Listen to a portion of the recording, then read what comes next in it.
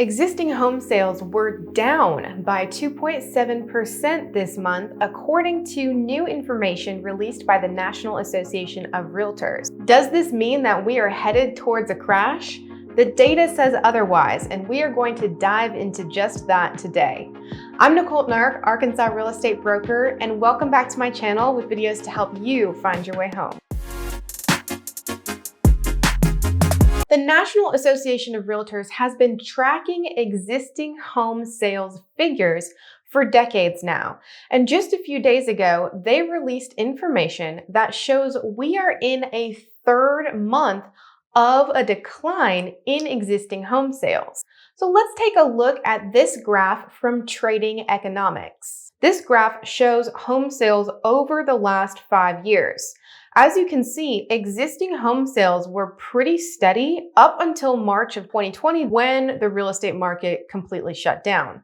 Throughout the remainder of 2020 though, the real estate market boomed and was actually more active than any other time in the last 5 years.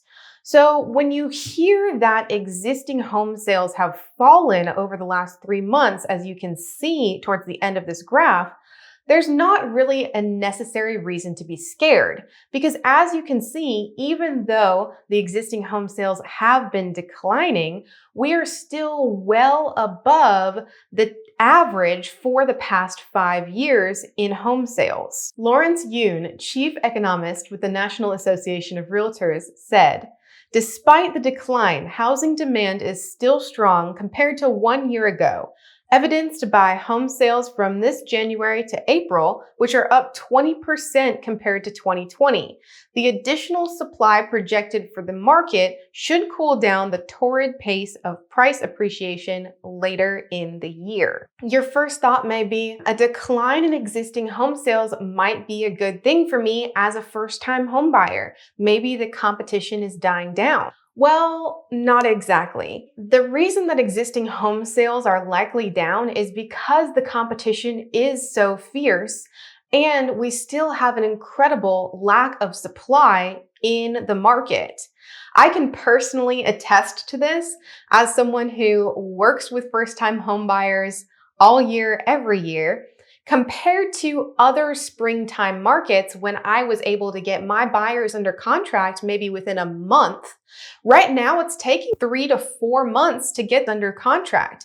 And that's because more times than not, we're having to write multiple offers on different properties just to finally get one accepted. So let's take a look at this housing snapshot from the National Association of Realtors.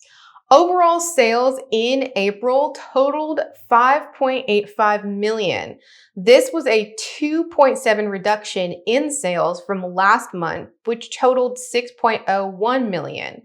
But like we saw in the first graph, year on year, we're still up by 33.9%. Now I want to draw your attention to this inventory section. Right now, we are still sitting with about a 2.4 months of inventory. In short, months of inventory is the current supply of overall homes offered for sale relative to the number of homes being purchased. So the months of inventory indicates how long it would take to sell all available properties currently for sale at the average sales price. So we currently have 2.4 months of active inventory. Normal inventory for a balanced market would show anywhere between 4 and 5 months. So this is not an issue with demand from buyers, and it's not that buyers are pulling out of the market, it's mainly an issue with supply. In addition to all of this, nationally, in April, we hit a record high median sales price of $341,600. This is a huge increase of over 19.1% year over year from 2020. Have any of you been making offers and losing out on the homes because of competition from cash buyers? If so, you're not alone. This was a trend over the past month. In fact, the National Association of Realtors reported that investors accounted for 17% of home purchases this last month, and 25% of all home sales were from cash buyers. I mean, that's crazy. If you think about it, what if you logged into Zillow or Realtor.com? Imagine 1/4 of the homes that you see automatically being wiped off the table from cash buyers. The number of first-time home buyers that closed in April was 31%. This was actually down from 32% in March, but overall still up from last year. Lawrence Yoon said, first-time home buyers in particular are having trouble securing that first home for a multitude of reasons, including not enough affordable properties, competition with cash buyers, and properties leaving the market at such a rapid pace. But there is still hope. Danielle Hale, chief economist with Realtor.com, said, rising seller sentiment could mean some relief is ahead, with perhaps even a greater than normal share of homeowners stepping into the market later this year. While it is not enough to end the shortage of homes for sale, this wave of sellers will make a dent, giving home buyers more options to choose from. Leading economists across the board are saying that an addition of supply will help alleviate some of the stresses on first-time homebuyers. But I want to draw your attention to another study that many people are not talking about. There's a new study from title insurer First American Financial Corp, and they examined what they call the great housing supply crash of the past year and explained that this was actually many years in the making and not something that was directly only caused because of the virus. Their research showed that a lot of Americans who owned homes did choose not to sell because of their concerns with COVID.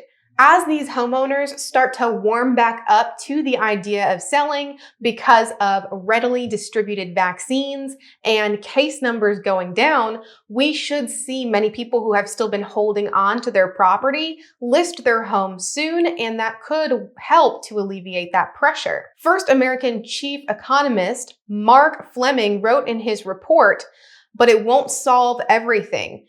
Inventory turnover, which is the supply of homes for sale nationwide as a percentage of occupied residential inventory, was low even prior to the pandemic, but dropped precipitously last spring.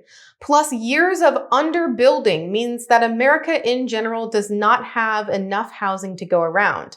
He goes on to say, to truly get supply and demand back in sync, it will take years of accelerated new home construction.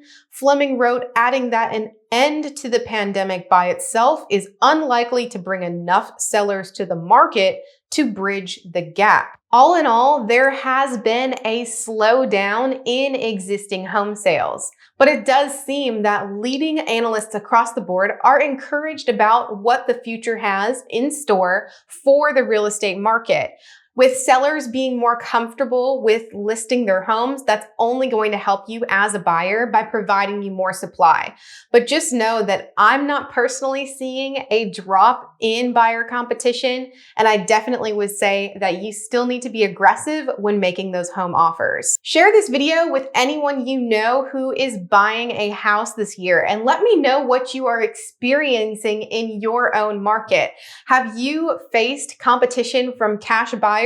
Or have you been lucky enough to get something under contract? Let me know in the comments below. Additionally, if you are still trying to get your offer accepted, make sure to check out my video with 5 offer tips that I am using to win deals for my clients. I will see you in the next video.